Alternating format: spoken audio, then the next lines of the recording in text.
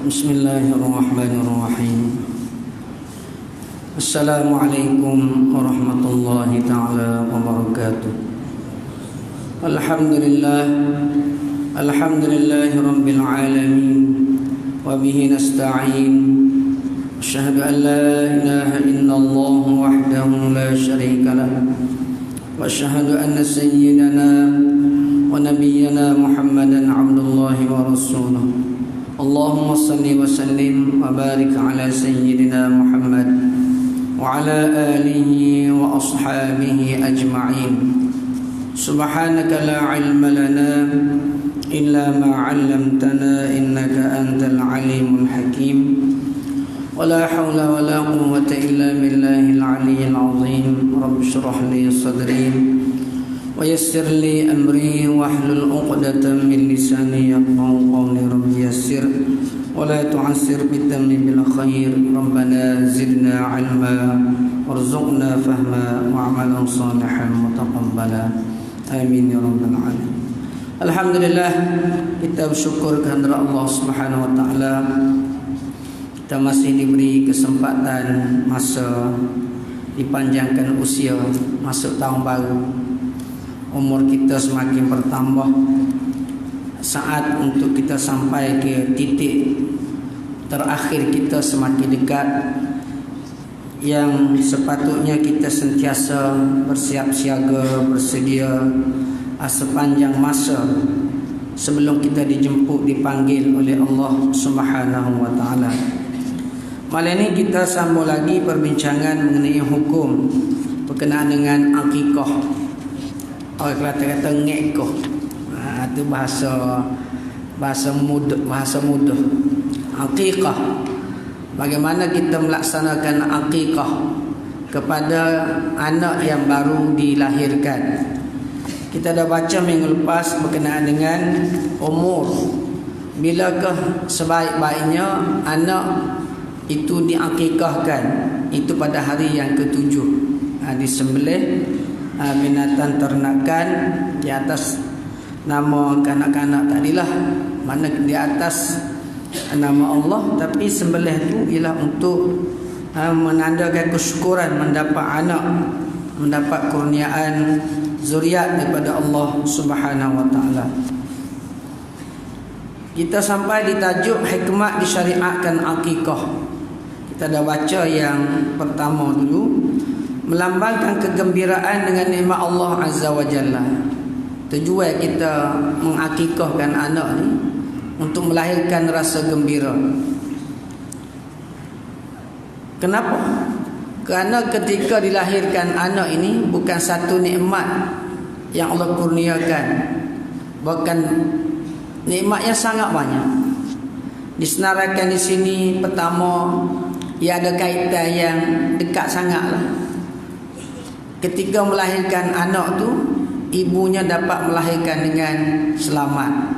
Nah, bukan kata terpaksa berhempas pulas, kadang-kadang separuh mati, kadang-kadang dia meninggal ketika melahirkan anak. Jadi kita melahirkan kesyukuran dengan melakukan akikah. Karena itulah Allah Ta'ala minta kita ni sentiasa berterima kasih, bersyukur di atas nikmat. Dan di antara nikmat yang besar ialah nikmat dikurniakan zuriat, dikurniakan anak. Jadi sepatutnya lah kita kena bersiap sedia daripada awal. Kita nak kahwin, ni kena cedek dah. Kita boleh agak, kalau kahwin tahun ni bulan Januari, agak-agak lah. Nah, bulan 11 ni tak boleh lah. Bulan 12 tu agak-agak begitu. Jadi kena buat persiapan adalah simpan tujuan untuk mengakikahkan anak. Yang kedua, kenapa disunatkan akikah? Kerana untuk memudahkan perisytiharan berita. Kita nak isytihar suatu berita gembira tadi, membimbingkan anak supaya orang tahu anak ni anak baru lahir ni ada bin dia, ayah dia tu siapa. Kalaulah kita kabar-kabar dalam kampung tadi besar ada budak. Senyap kabar-kabar anak siapa ni? Nah, tak tahu. Gegar juga ai bakali anak. Orang mari letak sini bakali, tak ada bunyi orang nikah, tak ada bunyi orang ngekah. Tiba-tiba ada budak kecil. Jadi pelik sikit. Jadi antara tujuan dihikmatkan ataupun hikmat disyariatkan akikah ialah untuk pengisytiharan. Sebagaimana berkahwin tu kena isytihar, tak kena buat walimah kenduri untuk pengisytiharan. Begitulah dapat anak juga kena isytihar. Kena isytihar, kena royak ke orang, berita gembira. Di Quran pun banyak. Wa basyarna bi Ishaq, kami beri berita gembira kepada Nabi Ibrahim dengan dapat anak Ishaq. Kemudian adalah ayat-ayat lain, banyak lagi. Kami beri berita gembira kepada Nabi Zakaria dengan anaknya yang akan namakan dengan Yahya. Banyak Allah Ta'ala sebut tentang bila para anbiya ni nak dapat anak dan dilahirkan, lalu mereka datang memberi berita gembira. Jadi di sini kita akikah ni, bila kita sembelih binatang, buat kenduri akikah, royak ke orang. Orang pakat mari makan seekor kambing ni banyak orang dah. Boleh dah 30-40 orang. Kalau orang Arab tak sekira dia lah. Dia boleh makan 10 orang habis seekor kambing. Tapi kita ni gula ni, kalau seekor kambing tu, kambing besar lah sikit, daging ada 40 kilo ke. Boleh makan dah 70-80 orang dah. Habis anak beranak tu. Jadi itulah tujuannya akikah. Jadi ada hikmah yang besar supaya orang tahu belakang budak ni mak dia, ni ayah dia. Ben siapa? Sebab tu kita masa ngek apa kena sunat dah royak nama dia. Inilah sembelihan akikah anakku yang bernama sekian. Ataupun kalau kita wakil kan, tukar jemalah tu, kita royak pula. Tuan-tuan dia niat dah. Inilah sembelihan akikah bernama budak tu. Ben siapa-siapa. Royaklah lebih nama ayah dia. Dan menyebarkan berita, kerana berita ini perlu diisytihar dan disebarkan agar jangan lahir berita yang tidak diingini. Dapat anak senyap. Jadi boleh jadi timbul satu pertanyaan, anak siapa ni? Dari pelik-pelik zaman ni. Anak orang tak dapat tangga masjid pun ada. Ada nikah baru 5 bulan boleh anak dah. Lagu mana? Jadi orang tahu tak kena ni. Ada benda tak kena ni. 5 bulan mana boleh anak dah. Jadi dengan disyariatkan akikah ni, orang beringatlah tak lewat lagu tu lah. Jadi orang kata ni anak touch and go ni, belum nikah ni, berlaku dah benda lagu ni. Jadi akikah adalah jalan terbaik sebagai platform untuk kita membuat perisytiharan. Royak dia ni laki ke perempuan pun kena royak juga. Kalau laki dia bin, perempuan binti. Bin ni daripada kalimah ibnu, makna anak lelaki. Kalau binti bahasa Arab tu anak perempuan. Sebab kita bahasa Malaysia ni banyak juga yang diambil daripada bahasa Arab. Bila mana orang Islam, orang Melayu ni menerima Islam, maka pengaruh Arab itu memang menjadi perkara yang berjalan secara benda yang lumrah di mana-mana pun. Bila kita terima satu budaya, satu kepercayaan, maka pengaruh itu akan meresapi di dalam kehidupan. Ada setengah agama dia macam orang asli, setengah-setengah tu dia tidak kata bin lah, dia kata orang sekian-sekian anak lelaki sekian-sekian. Jelas tu. Ni anak perempuan sekian-sekian. Jadi kita tak dengar lagi apa yang baru ni. Apa yang baru ni LGBT ni, lelaki putuk, perempuan putuk. Orang nama anak pondan sekian-sekian tak ada. Moga Tuhan buat tak ada dua tu, lelaki dan perempuan. Tak ada khonsa ke apa, tak ada. Dia khonsa ni dia sekejap muskil, sekejap kemudian dapat dipastikan kecenderungan dia, dapat tanda-tanda dia. Jadi dengan kita binkan daripada awal tu dengan pengesahan doktor, ni anak lelaki. Jadi masa buat sok beranak bin. Nah, masa kita isytihar pun bin. Anak perempuan binti. Tak ada. Anak amor ni pelik, lelaki dok puai pun dok. Patu gapo dia tak tahu. Tak ada. Dia buat dua yang manusia ni. Min zakarin wa unsa. Inna khalaqnakum min zakarin wa unsa wa ja'alnakum syu'uban wa qabaila lita'arafu. Tuhan tak buat. Cuma manusia yang kadang-kadang dia gelenyah satu kali nak hak jatah, nak jadi tina, hak tina nak jadi jatah tu. Itu satu perkara yang tak sepatutnya kita menerima dalam masyarakat. Walaupun dia ada, tapi kita tidak boleh menerima orang yang mengubah ciptaan Allah, hak tina nak jadi jatah, hak jatah nak jadi tina. Baik. Yang ketiga, tujuan akikah ini menyuburkan sifat pemurah dan baik hati di kalangan manusia dan melanggar hasutan nafsu yang mengajak kepada sifat bakhil. Kita nak Islam ni dia agama yang mendidik penganutnya supaya mempunyai sifat yang baik. Antara sifat yang baik ialah sifat murah. Lagu mana nak tunjuk murah ni? Antaranya dengan sembilan akikah kita jamu orang. Jamu orang percuma, orang tak ngeleh ngekoh ni. Tak ada. Ngekoh pun ngeleh tak ada. Nah, tapi kalau orang nak beri hadiah kepada keluarga tak ada masalah. Tapi dari segi budaya kita pun dah tidak menjadi budaya lah. Jadi menyuburkan sifat pemurah. Bagus dia boleh hanuk. Tiada tahu milih kambing. Main medo. Orang tina kawan gaji sikit. Ada beranak sama. Ki kawan pun gaji juga. Jadi ayat bunyinya sifat ni sifat yang dipuji, pemurah. Dia sembelih kambing tidak kambing sajalah dengan nasi, dengan lauk, pelbagai lah. Dan bila kita bertekad dah nak buat akikah, di waktu itu kita telah melawan satu kehendak nafsu yang melarang. Nafsu kita ni dia benda ya syarat no. Dia tak si. Nafsu ammarah bisu. Nafsu ya suka suruh kita buat benda buruk.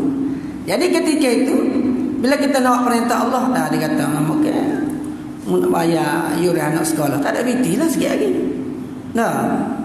Dulu dia kata mula. Jadi dia tu hasut kita sepanjang yang buat macam-macam. Dia bisikan ilham mari. Kan baru ni nak tukar tayar kereta ke sekali dengan sport ring hadu. Kalau sebelah kami tak ada dah. Tak ada dah. Jadi muka kita saya kau tayar kereta lagi. Kadang-kadang jadi macam-macam hasutan tadi. Jadi Allah Ta'ala nak kita ni ada suatu dia panggil keazaman yang tinggi lah, tekad. Bila dapat anak nak buat kerana ini ada hikmah yang besar di sebalik perintah Allah ni. Sebagaimana firman Allah Ta'ala yang Allah Ta'ala menjelaskan tabiat nafsu ni ataupun perangai manusia ni. Wa uhdiratil anfusus syuh. Sedang sifat bakhil itu menjadi tabiat yang ada di dalam manusia. Uhdirat mana dimasukkan ke dalam al-anfus, jiwa-jiwa manusia, asyuhha akan sifat bakhil. Jadi sifat bakhil ni Allah Ta'ala sedia tu ada. Tapi Tuhan sedia tu ada sifat bakhil ni, di waktu yang sama ada ubat nak perilah bakhil ni. Kalau kita tak perilah dengan ubat hak Tuhan ni, penawar ni, sifat bakhil tu akan ada. Kita memang juga takut anak-anak ni akan datang pun jadi bakhil juga. Sebab ayah dia mula bakhil kan. Sebab tu peramli dia nak sindir orang bakhil ni, dia pun nama lah dia Haji Bakhil bin Lebay Kedeku. Ngaya ke tu Haji dah. Tu Haji pun bakhil lepas apa Kedeku. Penat. Jadi nak ayat ni ada. Bila kita tahu dah Tuhan letak dalam diri setiap orang, uhdiratil anfus, Tuhan masuk asyuha sifat bakhil. Dia Tuhan bukan suruh sifat ni menguasai diri, tidak. Tuhan beri dah. Lagu ni nak buat sifat ni. Lagu ni nak nyoh dia. Nak suruh dia ni tidak timbul. Antaranya ialah daripada boleh hanak lagi, kita buat akikah. Dengan kita buat akikah ni, sifat-sifat mazmumah kita boleh buat. Tu. Wa man yuqa shuhha nafsihi fa ulaika humul muflihun. Surah Al-Hasyr ayat yang ke-9. Dan sesiapa yang menjaga dirinya daripada kebakhilan, maka mereka itulah orang-orang yang berjaya. Kita jaga, jangan jadi bakhil itu menguasai diri. Ni. Jadi kena buatlah Tuhan suruh ni, dia jadilah. Kita yakin memang akan sifat tadi kita dapat buang. Yang keempat, tujuan berakikah ialah untuk merapatkan hati-hati keluarga, kerabat, kawan-kawan dan orang miskin dengan menghimpunkan mereka untuk makan.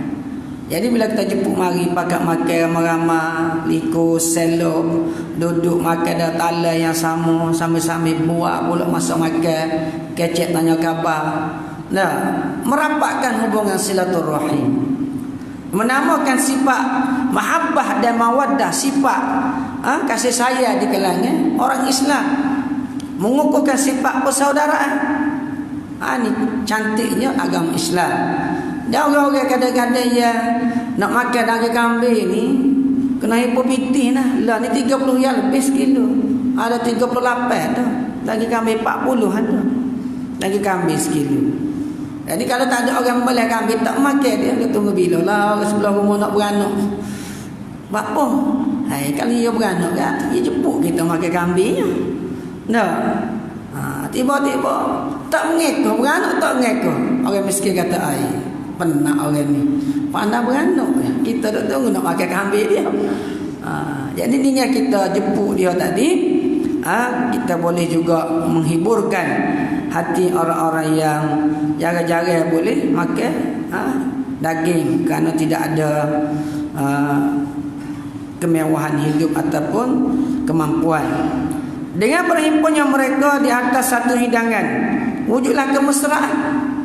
Dengan kita duk makan sekali, hidang, yang orang hidang waktu gapak lauk nak talak ko, makan buffet ramai-ramai ko, menyebabkan kita boleh bertanya khabar. Dan dalam Islam ni kita sebut dah masa boleh mulut mana dah. Makna Nabi dia benar ke kita bercakap semasa makan. Bercakap semasa makan tu di antara benda yang harus. Dan Nabi pernah buat begitu. Masa makan tak ada senyum, tak tengok orang puak. Dia kena kecek. Kecek itu sebahagian daripada atur cara makan. Makan dalam Islam. Antaranya boleh tanya khabar. Antaranya sebab kenapa boleh kecek, supaya kita tidak makan geloju. Dan supaya kita boleh kunyah sedul-sedul. Belai-belai tu. Tidaklah terlalu makan nak suruh banyak makan. Orang Kelantan kata kalau orang banyak makan dak ni panggil bukan makan dah. Ranggoh dah. Naik tarah. Ranggoh. Kalau tak khabar kau ingat bukan ranggoh, tak kedarah. Dia tak kedarah sudah. Jadi sebab tu Islam ni dia buat ada tu ada hikmah berlaku. Sebab tu dia boleh kecek dan molek lah. Jangan dia pakai story senyum, pakai makan.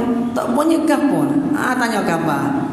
Dia bila kita kecek tu, takkanlah kita nak dalam mulut. Apa kenapa? Kita telan dulu. Barulah. Dia pun telan tunggu slow. Mulut tak ada makanan kita pun kecek. Jadi makanan tunggu dengan mulut slow. Itu betul tujuan kecek. Maknanya supaya dia tunggu tu slow. Tidak kata tak dia tunggu tindak. Penuh tu. Baik.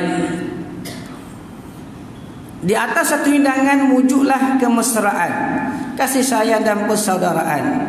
Islam adalah agama mesra, kasih sayang dan persaudaraan. Apatah lagi kalau kita makan adalah dulan, talan. Itu lebih mesra lagi. Tak nak tiga kita kata dulai tu besar, dulai ada makan 5 orang. Boleh dah 3 orang pun ada. Nak makan kita makan sepinggan 2 orang pun boleh dengan bini kita. Tak payah sepinggan banyak. Lauk pun asyik belauk, pakai bubur kita makan. Ada apa? Cuma kalau orang tak biasa, tak boleh berkuah banyak lah, dia tak biasa. Kalau dia biasa tak apa. Dak su'rul mu'min syifa. Su'ru ni maknanya sisa ataupun lebihan. Lebihan kalau orang mukmin, orang mukmin yang beriman tu minum ada lebih. Kita minum. Tak boleh kata jejek, tak boleh kata Allah busuk banget. Mana kalau kita nak minum boleh minum. Tak ada masalah. Mana bekas dia makan ke, bekas tangan dia ke, dia Islam bukan kata apa pelahak lagu ni dah. Ada. Tidak ada apa-apa masalah kita makan bekas sisa saya kita makan tadi. Kalau orang banyak-banyak penyakit kan, suruh tu terutamanya orang yang soleh, orang yang beriman, dia minum. Hak lebih dia minum, kita lebih minum. Nabi kata syifa sebagai perawat, sebagai penyembuh. Penyembuh kepada penyakit-penyakit. Baik. Islam agama mesra, kasih sayang dan persaudaraan. Jadi kena ngekoh lah. Mana ada anak tu, mana ada awak lagi kan, buat lah. Kalau anak tak ada dah, tanya khabar cucu pula. Tanya khabar anak kita. Mana bila nak ngekohnya? Punya khabar mulai 12 baru ni. Masa cuti sekolah. Tapi ayah kata senyap, tak ada gapo. Tak ada ayah dia kata. Tak ada tak apalah, royak ke ayah tambah beli 500. Contohnya. Kita tanya khabar supaya kali kita tambah kita ada piti, tak pergi ke mana juga boleh ke anak kita, cucu kita keberkatan tadi. Tak apa. Cuma jangan ada agak tak apa kita ada piti, ayah cek dah. Jangan lagi tu. Nanya kau tak ki semua. Baik, binatang yang disembelih untuk anak lelaki dan anak perempuan. Binatang lagu mana? Sunnah menetapkan. Sunnah ni sunnah Nabi lah, ataupun syariat Islam. Wali hendaklah menyembelih seekor kambing bagi akikah lelaki, dan anak perempuan juga seekor kambing. Seekor belakang lah. Jadi sunnah dah tu, sunnah Nabi dah tu. Seekor kepada lelaki, seekor kepada anak perempuan. Wali ni siapa? Kita sebut dulu. Wali ni ialah pok lah, ayah kepada anak tu, anak yang baru dilahirkan tu. Tanggungjawab ayah dia. Kecuali ayah dia mati, atuk dia pegang kan, atuk dia pula lah wali. Kambing ni hak asal lah. Kalau tidak kambing, boleh juga yang setara ataupun yang dibenarkan di dalam kita kurban. Biri-biri ke, ataupun lembu ke satu bahagian, kerbau ke satu bahagian, unta ke satu bahagian. Jadi boleh berlaku luas. Ini yang sunnah. Tidak kata menjadi berat lah. Kalau kita tak ada untuk 2 ekor anak lelaki, sunnah juga seekor tu. Seekor tu sunnah juga. Anak lelaki kalau kita ada kemampuan, sunnah yang sepatutnya kita mampu buat 2 ekor. Tapi kita tak mampu, seekor pun sunnah juga. Nabi buat seekor anak lelaki cucu. Cucu Nabi ni seekor. Dalil hadis riwayat oleh Imam At-Tirmizi rahimahullah ta'ala daripada Sayyidina Ali karramallahu wajhah, katanya aqqa Rasulullah sallallahu alaihi wasallam 'anil Hasani bisyatin. Rasulullah sallallahu alaihi wasallam telah mengakikahkan cucu baginda, cucu Nabi ni Hasan, anak kepada Senali lah, daripada anak Nabi Fatimah Az-Zahra, dengan seekor kambing saja. Nabi tulus melah. Senali boleh juga, tapi Nabi telah buat kepada ni cucu dia ni. Tak ada masalah. Jadi di sini jelas ada Hasan ni lelaki. Hasan cucu Nabi.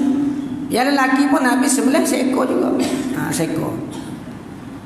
Tetapi yang lebih afdal ialah wali menyembelih 2 ekor kambing untuk anak lelaki dan untuk anak perempuan seekor kambing. Tu ya, kalau kita ada kemampuan, lelaki, anak lelaki 2 ekor kambing, anak perempuan seekor kambing. Tu.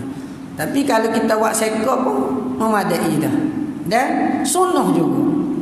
Nabi sendiri pun buat kepada bukan hanya Hasan, cucu Nabi seorang lagi, Husain pun seekor juga. Tidak kata Hasan buat seekor, Husain 2 ekor. Dah. Hasan, Sayyidina Hasan pun seekor kambing. Masa Nabi ngekor kepada Sayyidina Husain pun seekor kambing juga. Dua-dua cucu dia tu seekor-seekor berlaku. Jadi tidak menjadi salah lah. Kita tak dari nak seekor dulu. Kalau ada piti kita buat mula seekor lagi. Nah, acin buat seekor lagi, boleh anak lain pun lo. Tak ayah lah seekor lagi. Pakai anak baru lah pula. Ada. Sebab anak boleh anak ni kadang-kadang dia tak roy. Nak jadi ke tak jadi tu. Kalau tu habui kan, yalah alhamdulillah. Dalilnya ialah hadis riwayat oleh Al-Imam Tirmizi rahimahullahu taala, dan selain daripadanya banyak lagi lah perawi-perawi hadis yang lain. Hadis daripada Aisyah radhiyallahu taala anha, anna Rasulullah sallallahu alaihi wasallam amarahum 'anil ghulami syatani mutakafiatani wa 'anil jariyati syatun. Rasulullah sallallahu alaihi wasallam memerintahkan agar mengakikahkan untuk anak lelaki dengan 2 ekor kambing yang sepadan, yang hampir sama. 2 ekor tu kalau sama-sama besar lah, hampir sama, yang sepadan, dan mengakikahkan anak perempuan dengan seekor kambing. Itu Nabi suruh. Dua-dua pun sunnah. Nabi suruh pun jadi sunnah. Hak Nabi buat pun sunnah juga. Hak ni dia panggil sunnah fi'liyah, sunnah perbuatan Nabi. Hak Nabi suruh tu sunnah qauliyah, sunnah hak Nabi suruh. Dua-dua tu boleh terima berlaku. Ada binti seekor lembu pun boleh juga.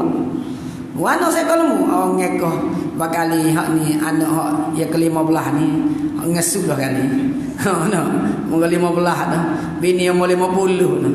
Doktor kata, misi kata bola kak 50 tu ni makin buah wujud lah jadi ketong. Dia kata dia gurau. Jadi kita kata tak apa tu habis 50 pun comel juga. Aku syukur ya besar sikit seekor lembu ngekor tak sah juga seekor lembu tak apa, laki lebih tak apa. Itu dari segi akikah, bilangan kambing. Dia kambing ni afdal lah. Dari segi afdal akikah ni kambing lah. Biri-biri pun boleh juga, lembu boleh juga. Tapi dari segi afdal, kalau kita nak pilih afdal, kambing. Nabi pun dengan kambing. Dia ada bahasa dia hadis ada kharuf, ada syah, ada ma'iz.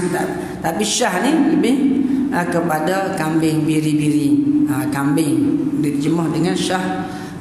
Kalau kharuf itu lebih kepada biri-biri. Jadi tuan kitab pun terjemah dengan seekor kambing, lebih afdal. Dan kambing ni ada keberkatan dia sendirilah. Cuma jangan ada orang nyakit lah. Kalau nyakit berat-berat makan kambing peningkat lah. Darah tinggi dah korang. Tapi dari segi kolesterol, dari segi lemak dia kurang. Banding dengan lembu, banyak lembu lagi. Banding dengan biri, banyak biri lagi. Dia lebih baik antara daging yang terbaik untuk kita makan. Jadi sebab tu ada juga Nabi kata al-ghanam barakah. Kambing ni ada keberkatan, ada keberkatan. Jadi orang pegang kambing ni makna orang yang menghilangkan keserabukan. Ada Nabi kata orang pegang benda-benda bulu halu-halu sangat tu boleh jadi dia tak hilang serabut dia. Tapi kalau dia pegang kambing tu dengan cara mana boleh memberi ketenangan kepada dia. Maknanya itu benda yang ada kelebihan tersendiri lah.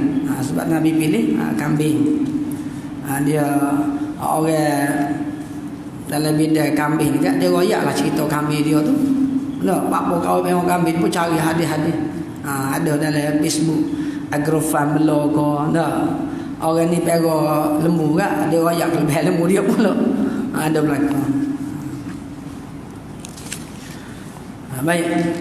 Banyaknya akikah mengikut bilangan anak adalah tidak memadai untuk mendapatkan sunnah akikah dengan menyembelih seekor kambing bagi bilangan anak yang lebih daripada seorang. Misalnya boleh anak kembar, dia pakai seekor kambing lah, pakai akak borong, pakai sekali lah. Beliau besar sikit pakai seekor. Tak sah. Bukan tak sah, tidak memadai. Sah untuk seorang lah. Tidak memadai. Seekor ni untuk seorang anak. Kalau bukan kembar kadang-kadang hak abang umur 4 tahun tak ngekor lagi. Hak adik dia umur 2 tahun tak ngekor lagi. Kemudian baru boleh pulak seorang, baru umur 5 hari, 7 hari tak ngekor lagi. Jadi campur 3 orang tu, buatlah ngekor 3 ekor kambing. Tak ada masalah. Tok lebah dia makan macam sekat-sekat boleh. Kalau panggil lah, kata panggil tak pergi. Banyaknya akikah mengikut bilangan anak. Bahkan mengikut sunnah ialah bilangan 9 mengikut bilangan anak. Bagi seorang anak seekor kambing, 2 orang 2 ekor kambing, 3 orang anak 3 ekor kambing, begitulah seterusnya. Sekiranya seorang itu dikurniakan sepasang anak kembar, maka tidak cukup seekor kambing sembelih untuk keduanya. Kalau kembar. Daripada Abu Daud rahimahullah ta'ala meriwayatkan daripada Ibn Abbas radhiyallahu anhu katanya, anna Rasulullah sallallahu alaihi wasallam aqqa 'anil Hasan wal Husain kabshan. Sesungguhnya Rasulullah SAW telah mengakikahkan seekor kibas untuk Hasan dan seekor kibas untuk Al-Husain. Kabshan pun dia merujuk kepada kibas yang seperti kambing, tak ada seperti syah. Ini bahasa yang samalah. Jadi seekor-seekor lah. Hasan pun seekor, dan Husain pun seekor juga. Daripada Al-Hakim dalam kitabnya Al-Mustadrak meriwayatkan Nabi sallallahu alaihi wasallam telah mengakikahkan untuk Al-Hasan dan Al-Husain setiap seorang disembelih 2 ekor kibas yang serupa dan setanding bentuknya. Ada juga riwayat yang sebut sedemikian. Tapi riwayat yang kuat yang tadi, Sena Hasan seekor, Sena Husain pun seekor. Seterusnya syarat akikah. Agar akikah yang dilakukan mendapat pahala atas nama akikah lah, sunnah akikah ni disyariatkan sama. Binatang yang kita nak akikah itu seperti syarat kurban dari sudut jenis. Jenis ni seperti kambing, taklah kambing, lembu, kerbau, unta. Umur dan selamatnya haiwan daripada kecacatan yang ada aib yang mengurangkan daging. Kecacatan yang menyebabkan kurang daging. Ini sebabkan akikah adalah sembelihan yang disunatkan, maka ia sama dengan kurban. Dia ambil hukum syarat-syarat kurban juga. Kalau kambing lingok tak ada, tak boleh. Lingok tak ada. Atau putus ekor, putus tak ada sikit abu. Jadi ekor kibas ni ekor panjang, ekor besar sikit. Tak ada. Kau ada daging tu. Begitulah yang mata buta sebelah, yang korak, yang nyakit kuku sangat. Sebab kita bicara bab korban dulu. Yang ni nak kena tanya umur juga. Umur. Kalau kami kena umur 2 tahun. Kalau biri-biri setahun lebih. Sebab tu kata Abdul kambing tu. Kambing dia kira cukup umur tu. Kalau gigi molek 2 tahun. Salina. Al-Imam Tirmizi meriwayatkan dan beliau mensahihkannya. Begitu juga riwayat Abu Daud, dan ini lafaz daripada Abu Daud daripada Al-Bara Ibn Azib radhiyallahu taala anhu daripada Nabi sallallahu alaihi wasallam sabdanya, arba'un la tajuzu fil adahi al-awra'ul bayyinu 'awruha al-bayyinu 'awaruha al-maridatul bayyinu maraduha wal arja'ul bayyinu arajuha wal kasirul lati la tunqi. Nabi sebut 4 perkara jenis aib ni yang tidak boleh ada di dalam korban. Korban akikah pun ambil hukum ni juga. Akikah, nazar ambil hukum ni juga. Pertama, cacat yang jelas kecatatannya. Nampak jelas. Kecok tu gak jalan pun habis nak rebah. Pepah. Tu. Ni cacat ni dari segi kita kata kudung lah, kudung. Tak ada kaki sebelah pun. Nak putus kaki. Kena pakak sama. Mana? Baik. Yang kedua, sakit yang jelas penyakitnya. Berok cair semua. Tak boleh. Tempang yang jelas tempelnya. Saya sebut tadi kecok lah. Kecok jalan tu kecok benar. Tak boleh. Yang keempat, tulang patah yang tiada sumsumnya. Tulang patah siapa kau? Kalaulah dia patah kemudian dia jadi dia nampak macam boleh jalan lagi tapi kering. Tak ada. Jadi koceh, bahasa Kelantan tu koceh sebelum. Tu tak boleh buat akikah, tak boleh buat korban. Perbezaan akikah dan korban. Apabila kita mensyaratkan bahawa syarat akikah sama dengan syarat korban, ini tidak berarti ia menyerupai dari semua seni. Bahkan ada perbezaan. Pertama, daging akikah disunatkan dimasak. Akikah kena masak. Moleknya gula lah. Gula, bukan waksu. Dia gula lemuk manis. Seperti dalam semua kenduri. Dan disedekahkan dalam bentuk yang telah dimasak. Kalau kita nak sedekah, nak bagi ke orang, bagi orang masak. Ia tidak disedekahkan dalam keadaan mentah. Ini berbeza dengan korban. Akikah sunat dimasak dengan benda manis, dengan harapan akhlak anak menjadi mulia. Dia ada yang panggil sempena baik. Tafa'ul dalam Islam ni boleh. Tasya'um tak boleh. Kita kata sial. Sial tu tak boleh. Tetapi sempena baik boleh. Dengan kita buat gula lemuk manis sikit tu, mengharapkan anak tadi menjadi anak yang berakhlak baik. Yang afdalnya disedekahkan daging dan kuahnya kepada orang miskin dengan cara menghantarnya kepada mereka. Afdalnya orang miskin ni kena, mungkin boleh jadi dia mari seorang ya dah. Kena kiri buat kelik. Buah dalam bekah kan. Buat kelik kan anak demo sikit. Biar anak bini dia boleh makan juga. Tu afdalnya begitu. Disunatkan juga sebahagiannya dimakan sendiri dan dihadiahkan. Hadiah ni kepada orang-orang yang tidak miskin ni atas nama hadiah. Dan nak bagi. Ni kena kambing besar murah. Kan besar boleh bagi banyak lah. Itu jadi dia nak ayat perbezaan dengan korban. Disunatkan selagi boleh agar tulangnya tidak dipatahkan. Bahkan ia hanya dipotong pada sendinya sahaja dengan harapan agar anggota anak itu selamat dan baik. Ni kalau boleh. Terutama tu ada telai rusuk tu kan. Telai rusuk tu kambing ia tidak besar mana, tidak pun lembu tak boleh. Memang nak buat puyuk lah ke mana, panjang kena gerak juga. Kambing dia tidak besar mana, dia boleh puyuk besar satu tu boleh dah. Jadi tulai-tulai hak macam tulai belakang yang panjang tu memang kena gerak. Tapi ada tulai-tulai terutama seperti tulai rusuk yang kita boleh buat daripada sendi-sendi dia. Itu lebih baik gitu. Untuk kita ambil tafa'ul supaya tulang-tulang anak kita menjadi kuat dan harapannya agar ia selamat dan baik, tidak seliuh, tidak mudah patah dan sebagainya. Kalau kita buat gitu dah. Alhamdulillah mana kita buat gitu tu. Saya pun kalau kita ngekor pun kita boleh jaga, jangan peracun belaka lah tulang tu. Hak mana boleh kita macam tu lah rusuk. Lepas tu hak pendek-pendek tu tak payah cicir lah. Panjang sangat tak muat poyuk tak ada arah lah. Disunatkan agar dihadiahkan kaki akikah kepada bidan dalam keadaan mentah tanpa dimasak. Tu bidan. Bidan payah lah ni. Moga beranak sepitang aja.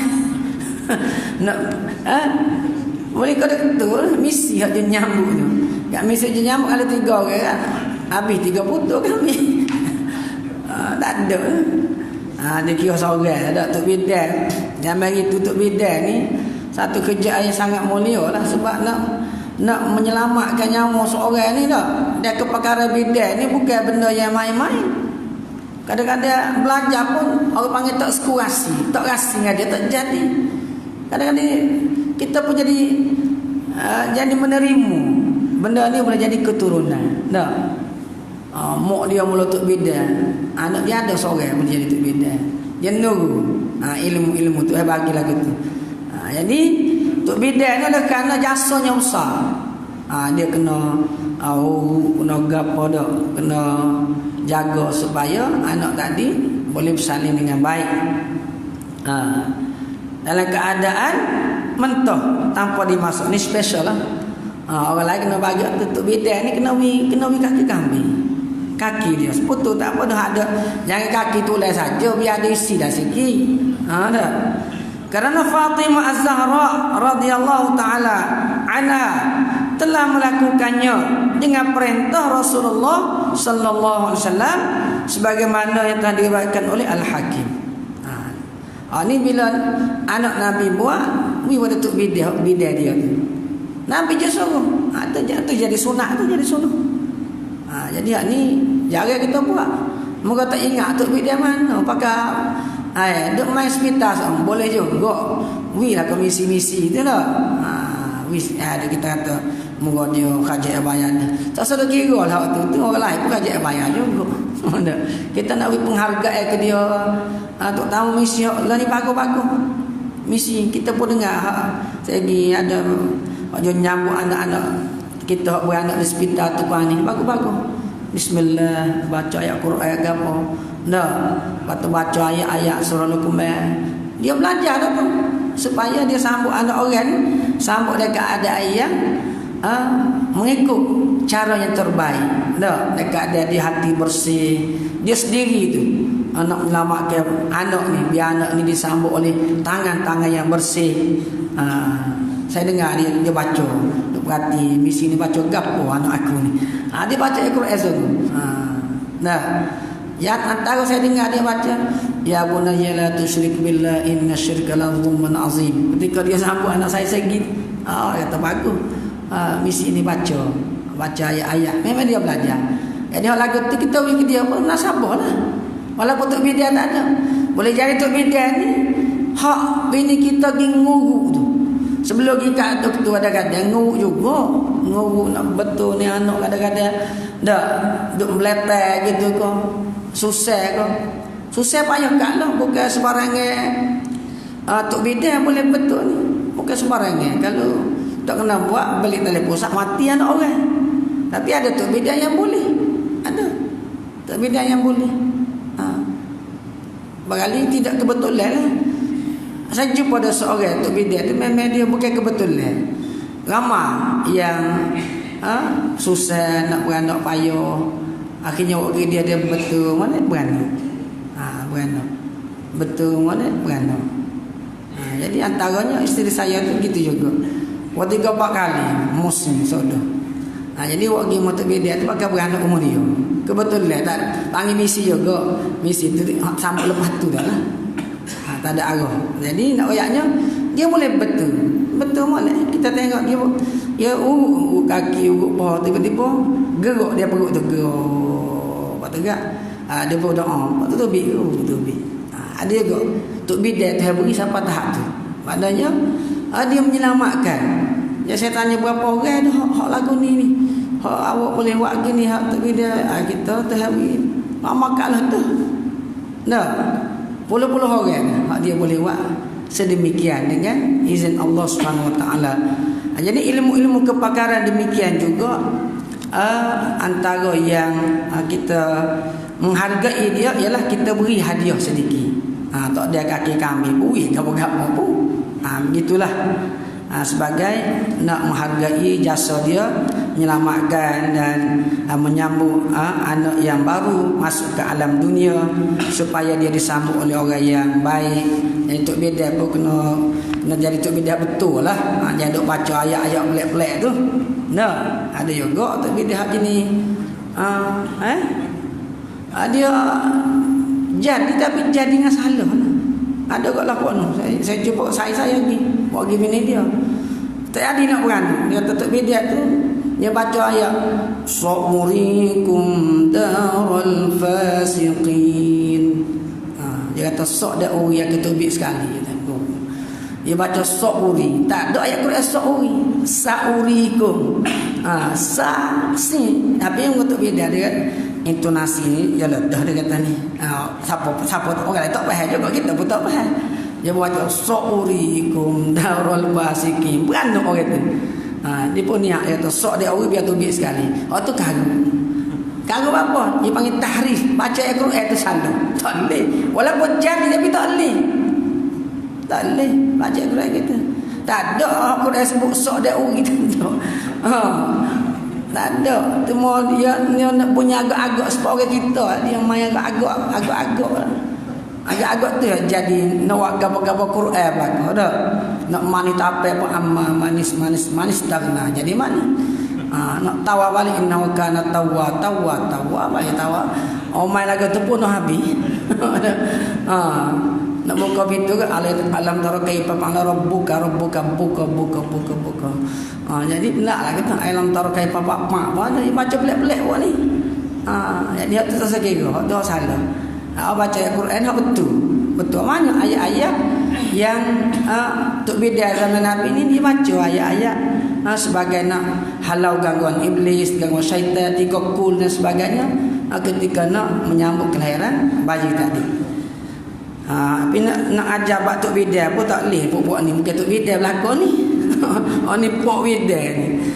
Tok bidah kena orang puak, kena kerusuh lain pula. Kena tok bidah sungguh royak baru jadi. InsyaAllah kita akan sambung semula lah ke mana nak pun nama anak pula. InsyaAllah.